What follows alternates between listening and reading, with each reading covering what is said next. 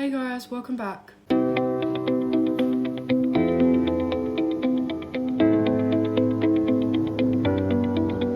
think everyone imagines recovery as this straight line where every day gets a little better, but that hasn't been my experience at all. So in this video, I want to talk about what recovery has looked like for me, the good parts, the difficult parts, and the things nobody really talks about. So today's video is going to be a bit different to the videos I normally make. It's going to be a bit of a get ready with me and also what recovery has looked like for me. So when people think of recovery, they think that everything happens straight away. They think that one day you just, you throw yourself into it. You don't self-harm at all anymore. You don't attempt at all anymore. You don't have moments where you still get upset and emotional. They think that you don't have bad days anymore. And that's why I'm making this video, pretty much to talk about what it really looks like and what it has actually looked like for me. Because I feel like there's a lot of people think of recovery in different ways. Some people think that it just happens straight away, and there's people that say things like, oh, relapse is a part of recovery and stuff like that, and it isn't always. So this is my experience. I've seen so many TikTok videos and Instagram reels and stuff like that where it's people posting the good parts of recovery and how recovery has changed their life and how, all the happy parts of recovery, which is good because it promotes recovery, and some people will look at that and think, I want to go into recovery, I want to recover. But at the same time, they don't show the bad parts of recovery. So for people that are in recovery or are trying to go into recovery and trying to recover, they can look at that and think, well, maybe I'm not doing it right. Maybe I'm not, trying as hard as them. Maybe I'm not in recovery. But the thing is, you can still have bad days and be in recovery. You can still have a relapse and be in recovery. You can still have an attempt and be in recovery. For me, I didn't just wake up one day and just, get straight out of bed, go and have a bath, do my skincare, eat, and I didn't not relapse either. It's one of them things that takes time. You can't just, you can throw yourself into recovery, but you can't make it all happen all at once. Do you know what I mean? You can't be you can't be in active self-harm one day and the next day be completely recovered. In my experience, when I first started recovery, I was in hospital after an attempt on my life, and I just remember thinking of how much of a horrible feeling it was and how I didn't want to be doing that anymore. And I remember thinking this is serious, this is getting serious, and it needs to stop now because I will end up taking my own life. And I was close to death at one point, and let me tell you now, it's not a nice feeling. When you do eventually get to that point and before you pass out, or you have that thought I wish I could take it back, and sometimes you can't. Sometimes there is no going back. Sometimes that's it, and so many people that have ended their lives have probably had that thought in their last moments, thinking, I wish I didn't do this, I wish I could take it back. And for them it's too late, but it doesn't have to be too late for you. So I had one of them moments where I was like, yeah, I don't want to live like this anymore. I want to get better. I don't want to keep being in and out of hospital all the time. And and I didn't go into recovery straight away. I'm not gonna lie to you. It took me maybe 2 weeks, a couple weeks, to properly get back into recovery. But yeah, you don't just, for me, I wasn't, obviously if you're actively self-harming, if you're self-harming every day, you're in active self-harm, and that's not recovery. But in recovery, you can go so long without self-harming, and then one day something will happen and then you relapse. And that's what recovery has been like for me. I started to push myself to get up out of bed in the morning, and I didn't just I didn't just push myself to get out of bed and go and do my skincare and have a bath and get myself sorted for the day. I'd done it in small bits at once. I couldn't do it all straight away. Some people can, don't get me wrong, some people can do that, but not everyone, recovery looks different for everyone. No two people that are in recovery has had the same experience. Like, for me, I would start by just getting up out of bed in the morning, going to brush my teeth and washing my face, and I go back to bed. And for a couple of weeks, that's how my recovery was going. I was just getting out of bed and washing my face, brushing my teeth. Some days I'd go out, some days I didn't. But I wouldn't push myself straight into it. I'd do it slowly, because you can't put too much pressure on yourself as well at the same time. Like, as much as it's good to force yourself to do things, push yourself to get out of bed and eat and, take care of yourself, it's not always that easy, and you have to, you can't rush it. It's not something you can rush. You cannot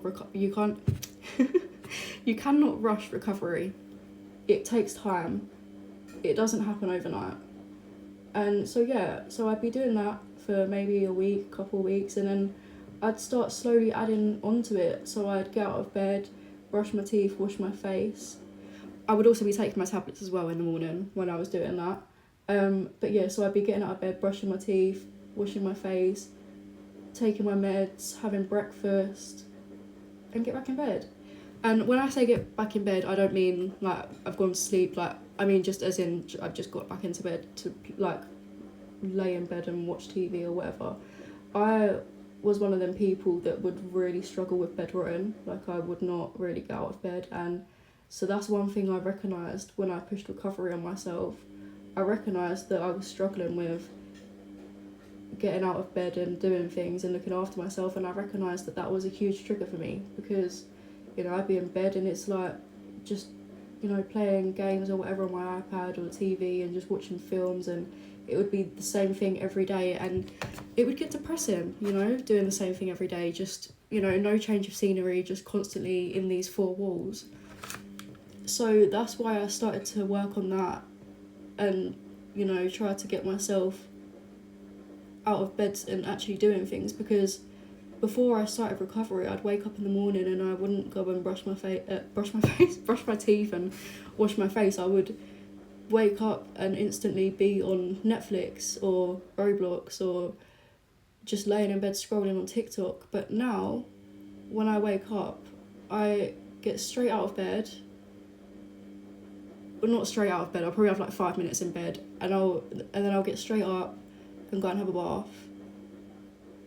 And then obviously take my tablets and stuff, which, speaking of, I do need to take my tablets. I want to go get my tablets before I forget. Don't get me wrong, I do forget sometimes to take my tablets and stuff. It's not always, out of bed, take tablets,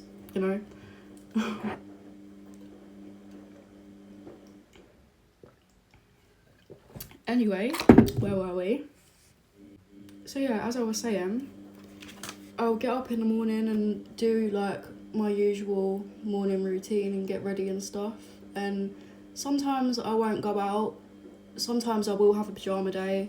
It's okay to have a pyjama day every now and then, but as long as you're not doing it every day,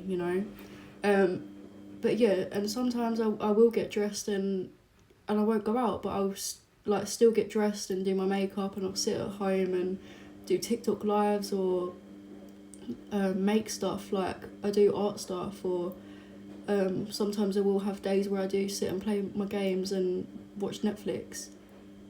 And some days I'll go out and go for walks, like wanders by myself if no one will come out, or I'll go out with friends, go shopping, do food shopping, stuff like that, and you don't always have to go out and be doing something. You don't always have to go out and have a plan. You can go out and just go and chill somewhere, go and chill at the park, go chill by the lake, and take some lunch with you or something, just go and eat at a park or something, and even if you're not out for long, just at least you're getting yourself out the house.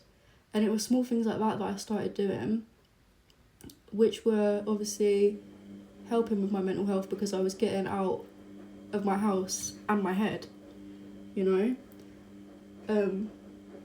So that's one thing with recovery. You've got to recognise, right, what makes me feel this way, you know, and what helps me. And that's what I did. I recognised that being at home all the time was affecting me mentally. So I changed that. You have to recognise it and you have to change that pattern. A lot of people on these recovery accounts online as well often have a support system around them, but obviously not everyone does. And I'm not gonna lie to you, sometimes you have to stop relying on other people and you have to rely on yourself, because at the end of the day, you are the only one that can help you get better. No one else can do that. I mean, people can be there for you if you need them and stuff, and you know, you can, you know, use other people as much as you can to, you know, like get better, but at the same time you can't rely on that person. You have to rely on yourself, and you know, because no one else can make you recover but you. No one else can put in that effort but you. No one else can make you get out of bed in the morning and get ready and stuff but you. And no one can stop you from self-harming or attempting and stuff like that but you. So you have to look after yourself. You can't rely on others. In recovery, I also lost a lot of people, and that's not because of anything that I've done. It's more of, I've recognised who is really there for me and who isn't. I've recognised the people that trigger me and the people who don't. I stopped putting effort into those friendships where it was just me putting in the effort. I have friends where I'd message them and, you know, check up on them and try and make plans with them, and I wouldn't really get anything back. You know, it was always, oh yeah, like we should meet up, and you know, and then I'd never hear anything back from them. Or it was always people that would be messaging me when they wanted something from me. So I'd have a lot of fake people in my life, and obviously I have BPD and I can recognise those things in people when people aren't really interested, and you know, and that can trigger my BPD majorly. So, you know, recovery was also cutting people out of my life that I really loved, but they weren't good for me, you know, and that's what I had to do. I had to surround myself with people that were good for me, and sometimes it would be no one. Sometimes it would be, you know, just me and my cat, and you know, it's lonely. It is very lonely, but at the end of the day, you can't make people be there for you, and you know, and sometimes you've got to let people go. If they're not bringing anything good to your life, then why have them in your life? If all they're bringing into your life is negativity and constantly triggering you, then why should you keep talking to them, you know, and like entertaining that? I would literally be messaging my friends crying because I felt so alone, and you know, all I wanted was to see them and stuff, and you know, they'd sit there and message me and be like, oh, like I'm always here for you, like, and all this, but in reality they weren't. And yeah, it was a horrible time in my life, and that was just before I started recovery pretty much. But ever since I cut these people off. 2 hours later. But ever since I cut these people out of my life has only got better. And that's because I wasn't constantly being triggered all the time. You know, I stopped putting the effort in, and it wasn't even the fact that I just like blocked people or removed people. I generally just stopped messaging them and just never heard from them again. But it was honestly a blessing in disguise, because, you know, look where I am now. Like, I'm a lot happier, I'm doing so much better, and like, those people, I had a lot of love for them at the time, and now it's like, I still have love for the people that I don't speak to anymore, but it's more of, it doesn't hurt anymore, you know? It doesn't hurt that I don't speak to them. I could go the rest of my life and not speak to them and I won't care, because I know they'd feel the same, you know? So it's a weird feeling, but I feel like we've got a bit off topic anyway. In my recovery journey as well, I have, like, don't get me wrong, it hasn't been perfect. No one's recovery journey ever will be perfect. There's no such thing as a perfect recovery journey. You know, I still have my moments. I still have days where I wake up and I'm like, today's going to be a horrible day. I still have nights where I can't sleep because, you know, I just keep thinking about, like, just because of really bad self-harm urges, or I just keep thinking about people that I miss, or times in my life that I miss and stuff like that. And, you know, so I still have my bad moments, and sometimes I'll, you know, like, have a bad day just for no reason. There isn't always a trigger for me. Sometimes it can just be out of nowhere and for no reason, and that's okay.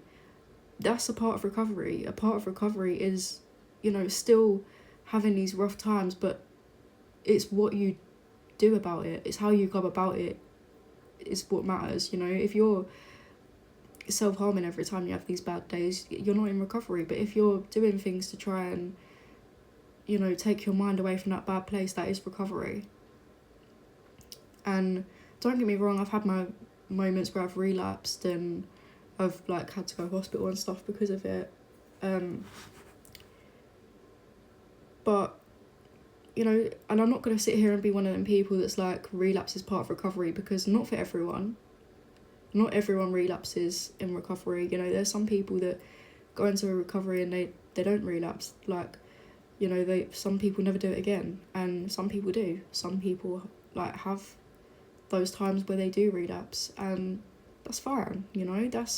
Everyone's journey is different. Anyway, the point I'm trying to make is that sometimes relapse can be a part of recovery, and that is completely normal. Like I said, no two people's recovery is going to be the same. There's always a difference. Always. I'm using the wrong concealer. My concealer's completely run out. The other one I was using was literally right in front of me. In my recovery journey, things that have kept me going is obviously my cat. She is one of my main priorities, obviously. She relies on me, so I have to look after myself to be able to look after her. And my family also keeps me going. Like, sometimes when I'm having a bad day and I want to relapse or do something stupid, I think about my family and, you know, how it would affect them and how they'd feel about it, you know. And that's how I've kept myself, like, mentally well, you know. Sometimes, like, when I've had bad days and stuff, I've used those as reasons to not do things. Recovery has also made me appreciate things a lot more as well, like having my own place and obviously my cat, because as much as sometimes I get a bit lonely and I have moments where, you know, all I want is, like, human interaction. Because I live alone, it's not always that easy for me, but I have my cat, and she can sometimes tell when I'm not having a good day, and she'll come and have cuddles, and, you know, and it just makes me really appreciate it, you know. And having my own place as well, I think, like, if I wasn't in recovery, then maybe I wouldn't have got this place, you know, because when I started recovery, it made me fight for things more. Like, for example, I had to fight to get my own place. I also had to fight for support from the mental health team. I've had to fight to be listened to. I've had to fight for therapy. You know, I've had to fight for so much, and I feel like if I was still in that bad place, then I wouldn't have had the energy to do all of that. But it's like I said, recovery takes time. It doesn't just happen overnight. And the thing that you need to remember the most is that you have to want to recover. You have to want to get better. You can't make yourself recover if you don't want that. It took me a long time to want recovery. It took me years. This is something I've been struggling with since I was like 11, which is a very long time.